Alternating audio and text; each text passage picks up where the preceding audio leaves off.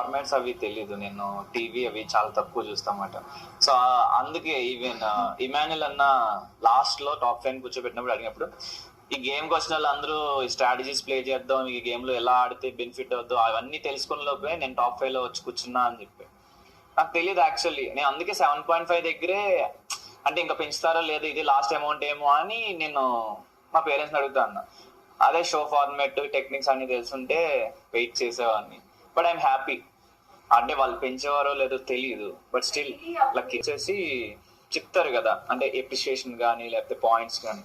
So నేను week by week start చేసిన okay మనం ఈ పొజిషన్ లో ఉండొచ్చు అంటే అనిపిస్తుంది కదా. అట్ ది సేమ్ టైం నేను ఒక 7 వీక్స్ అంటే నేను కంటెండర్ గా కూడా లేను.